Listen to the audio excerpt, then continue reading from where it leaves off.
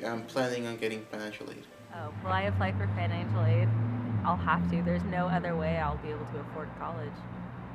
Today, it is 400% more expensive to go to college in the United States than it was just 30 years ago. The net price, the net tuition, actually rose for the first time in quite a while. What the average student paid at a public four-year increased by about 2%. And what a student actually paid at a four-year private institution rose by about 4%. But it does set up a lot of roadblocks for me. Students are afraid to go to college because of the debt that they will have to take on after they graduate. At the highest point, I think my school loans were at about $140,000.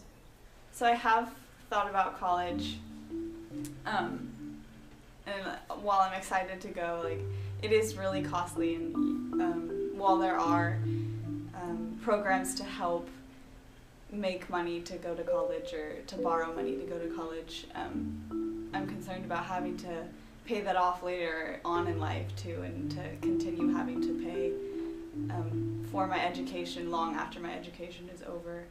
I have to agree that the cost of education is exploding.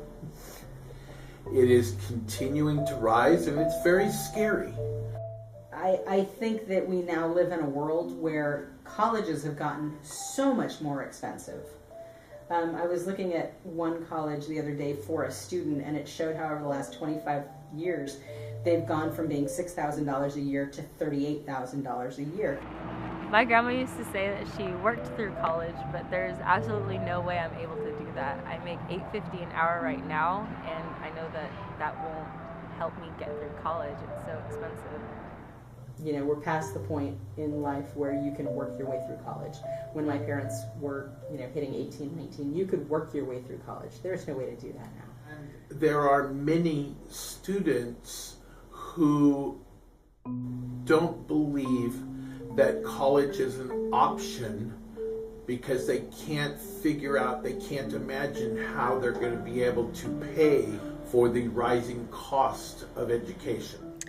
Student debt is now second only to mortgages as an overall household liability. That colleges are adding on more and more fees and more costs for everything, and students are having to bury themselves in loans that, even though they're low interest, the fact is there are so many jobs that even if you're working full time, it's going to take a long time to pay those off. The United States has $1.2 trillion in student loan debt. Did your parents help pay for the cost for you? We're in no position where they can help me, so most likely no, they will not. I get a little frustrated that I'm never going to not be in debt. Like, ever.